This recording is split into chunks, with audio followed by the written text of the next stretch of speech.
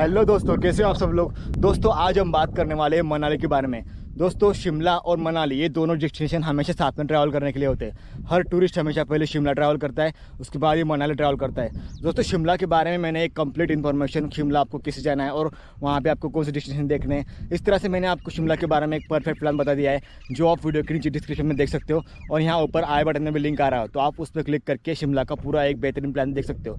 शिमला का वीडियो देखने के बाद मैं अभी आपको बताता हूँ मनाली के लिए आपको क्या क्या प्लान करना है और किस तरह से आपकी मनाली की ट्रिप बेहतरीन बन सकती है। दोस्तों मनाली स्पेशली स्नो एक्टिविटीज़ के लिए, अगर आपको काफ़ी ज़्यादा मात्रा में स्नो देखनी है तो आप मनाली आपको जरूर आना चाहिए। वैसे अगर आपको स्नो देखनी है तो आप शिमला में भी स्नो देख सकते हो, लेकिन मैंने आपको लास्ट वीडियो में बताया था कि शिमला में सिर्फ 3 मंथ में स्नो देखने को मिलती है, वो है नवंबर, दिसंबर और जनवरी। बाकी मंथ में अगर इसके अलावा आप आते हो तो आपको शिमला में स्नो देखने के लिए नहीं मिलती, लेकिन मनाली में आपको बहुत ज़्यादा स्नो देखने के लिए मिलती है।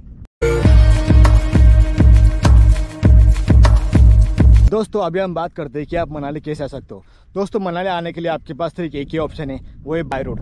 दोस्तों अभी मैं ये एज्यूम कर रहा हूँ कि आप पहले शिमला ट्रैवल करेंगे, उसके बाद आप मनाली आओगे। तो दोस्तों एक बार आप शिमला आ गए तो शिमला में एक बस स्टैंड है, मैंने आपको बताया था पहले लास्ट वीडियो में भी कि शिमला का जो बस स्टैंड है टूटी कांडी बस स्टैंड, वहीं से आपको मनाली के लिए बसेस भी मिल जाती है। अगर मैं डिस्टेंस की बात करूँ तो शिमला से मनाली का डिस्टेंस लगभग 250 किलोमीटर के आसपास पड़ जाता है, तो आपको वहाँ से लगभग आने के लिए 7 से 8 घंटे आपको बस से लग जाते हैं। दोस्तों आपको शिमला से मनाली आने के लिए बहुत ही शार्प कर्व्स लगेंगे, क्योंकि जो हिमालय है वो पूरा का पूरा माउंटेन में बसा हुआ है, तो आपको शिमला से मनाली आने के लिए बहुत ज़्यादा माउंटेन लगेंगे, घाट्स लगेंगे, बहुत ही शार्प कर्व्स लगेंगे, तो बहुत ही अच्छा आपको सीन आपको देखने के लिए मिलता है। आप दोस्तों बस के अलावा आप वहाँ शिमला से मनाली आने के लिए आप कार भी हायर कर सकते हो, लेकिन कार का रेंट आपको ज़्यादा पड़ सकता है, और वैसे भी आपको घाट से वगैरह आना है तो कार से आना मेरे हिसाब से थोड़ा सा रिस्की हो सकता है। तो आप शिमला आने के बाद आप गवर्नमेंट बस से ही मनाली के लिए आगे जा सकते हो। दोस्तों अभी हम बात करते हैं कि अगर आपको शिमला ट्रैवल नहीं करना है और अगर आपको सिर्फ मनाली ट्रैवल करना है तो इस कंडीशन में आप किस तरह से प्लान बना सकते हो। दोस्तों अगर आपको सिर्फ मनाली ट्रैवल करना है तो आप जिस भी सिटी से हो आप वहाँ से आ जाओ चंडीगढ़। अब चंडीगढ़ आने के लिए आपके पास 2 ऑप्शन है, आप फ्लाइट से भी चंडीगढ़ आ सकते हो और ट्रेन से भी आ सकते हो। चंडीगढ़ में आप एक बार आ गए तो चंडीगढ़ का एक बहुत बड़ा बस स्टैंड है जिसका नाम है सेक्टर 43। आप चंडीगढ़ में उतरने के बाद सेक्टर 43 बस स्टैंड पर आ जाओ और वहाँ से आपको मनाली के लिए सीधे बसेस मिल जाती है। अगर मैं डिस्टेंस की बात करूँ तो चंडीगढ़ से मनाली का डिस्टेंस लगभग 290 किलोमीटर के आसपास है, तो वहाँ से आपको जाने के लिए लगभग 9 से 10 घंटे आपको मनाली आने के लिए लग जाते हैं। तो आप चंडीगढ़ आके मनाली के लिए डायरेक्ट जा सकते हो। दोस्तों कुल्लू मनाली का नाम तो आपने सुना ही होगा। दोस्तों कुल्लू मनाली ये दोनों अलग अलग डेस्टिनेशन है, ये एक नहीं, ये दोनों अलग अलग है। अगर आप शिमला से मनाली की तरफ ट्रैवल कर रहे हो तो आपको पहले कुल्लू लगेगा और कुल्लू से आगे 30 किलोमीटर और मनाली है। अगर मैं बात करूँ कुल्लू की तो कुल्लू में ज़्यादा डेस्टिनेशन नहीं है घूमने के लिए। कुल्लू एक्चुअली जो फेमस है वो है रिवर राफ्टिंग के लिए और शॉपिंग के लिए। लोग जब शिमला और मनाली का ट्रिप बनाते हैं तब लोग कुल्लू में भी रुकते हैं रिवर राफ्टिंग के लिए, क्योंकि रिवर राफ्टिंग के लिए यहाँ पे बहुत मज़ा आता है, तो लोग कुल्लू आना भी पसंद करते हैं। दोस्तों अब हम बात करते हैं कि आपको मनाली में आपको स्टे कहाँ पे करना है। दोस्तों अगर मैं मनाली के होटल्स की बात करूँ तो यहाँ पे होटल बहुत कॉस्टली होते हैं। अगर मैं होटल्स के रेट्स की बात करूँ तो यहाँ पे आपको मनाली में एक पर्सन का खर्चा, यहाँ एक रूम का खर्चा आपको लगभग 1000 से 1500 रुपये तक लगता है, अगर आप यहाँ पे नवंबर से फेब तक आते हो तो। और बाकी सीज़न में तो आपको आना ही नहीं है, लेकिन आप जो पीक सीज़न है अगर इस सीज़न में आपका आता हो तो आपका होटल का खर्चा बहुत ज़्यादा लगता है। तो मेरा सजेशन ये है कि आप होटल से अच्छा कि आप यहाँ पे धर्मशाला ले लो या फिर पीजीज ले लो, क्योंकि धर्मशाला और पीजीज का रेट यहाँ पे अराउंड 500 से 800 के अंदर ही होता है। तो आपको यहाँ पे धर्मशाला और पीजी अच्छे बेस्ट ऑप्शन है कंपेरिजन टू होटल्स। दोस्तों अगर हम बात करते हैं यहाँ पे खाने पीने की तो यहाँ पे एक थाली का रेट लगभग 150 रुपये से 180 रुपये तक आता है, और अगर आप यहाँ पे एक नॉनवेज थाली लेते हो तो आपको नॉनवेज थाली 200 रुपये से लेकर 250 रुपये तक यहाँ पे नॉनवेज थाली है। दोस्तों यहाँ मनाली में खाना वगैरह काफ़ी अच्छा है, और यहाँ पे आपको अगर सुबह ब्रेकफास्ट वगैरह करना है तो आप यहाँ पे जगह जगह पे यहाँ पे स्टॉल्स वगैरह छोटी छोटी शॉप्स यहाँ पे लगी हुई है, तो आप यहाँ पे ब्रेकफास्ट वगैरह कर सकते हैं। यहाँ पे आपका ब्रेकफास्ट का जो खर्चा होता है वो आपका 30 रुपये से लेके 100 रुपये तक आपका खर्चा होता है। वो डिपेंड करता है कि आप ब्रेकफास्ट में क्या लेना पसंद कर रहे हो।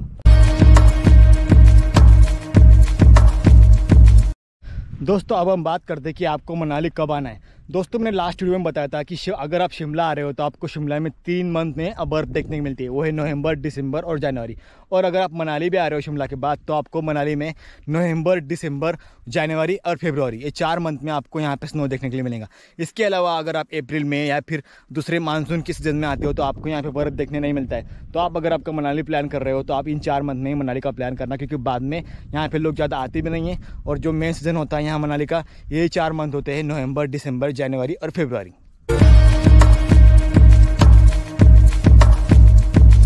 दोस्तों अब हम बात करते हैं कि आपको मनाली का कितने दिन का प्लान बनाना है। दोस्तों आपको मनाली का 2 दिन का प्लान बनाना है। पहले दिन आप मनाली का पूरा लोकल साइट सीन कवर कर लो जो मनाली में है, और दूसरा दिन आपको पूरा 1 दिन रखना है सोलंग वैली के लिए।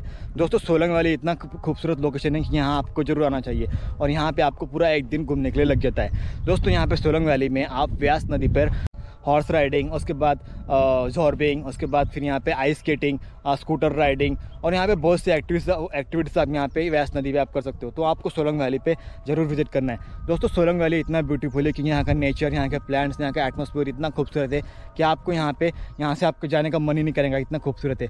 अगर मैं डिस्टेंस की बात करूँ तो मनाली से सोलंग वैली का जो डिस्टेंस है वो लगभग 14 किलोमीटर का है। तो ज़्यादा दूर नहीं है मनाली से, तो आपको यहाँ पे सोलंग वैली के लिए पूरा 1 दिन जरूर निकालना है।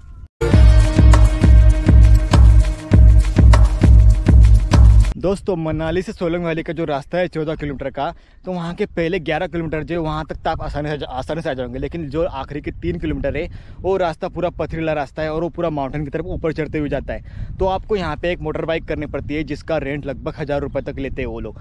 तो इस मोटर बाइक में एक ड्राइवर होता है और 2 पैसेंजर्स होते हैं। अब ये डिपेंड करता है कि आप कितने लोग आ रहे हो, तो उस हिसाब से आपको यहाँ पे बाइक करनी पड़ेंगे।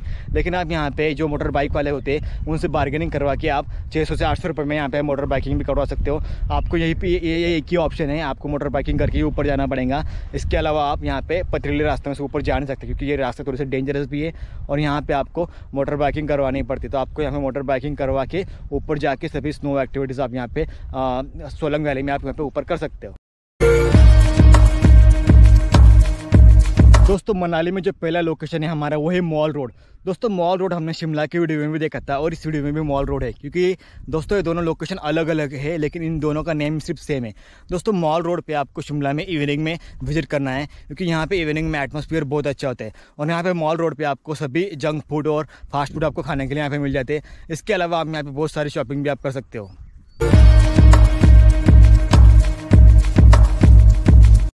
दोस्तों मनाली में हमारा जो सेकंड लोकेशन है वो है हिडिंबा टेम्पल।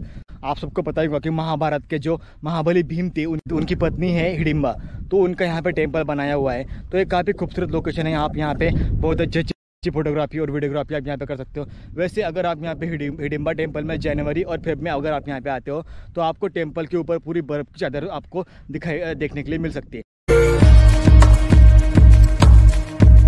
दोस्तों हमारा थर्ड लोकेशन जो है वो है वशिष्ठ टेम्पल।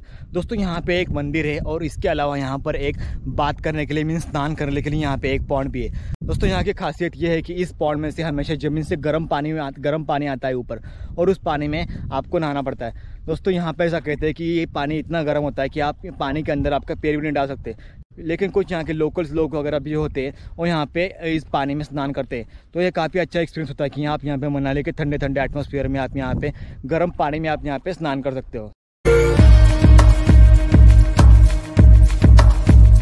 दोस्तों अब हम बात करते हैं कि आपको यहाँ पे कितना बजट लगेगा।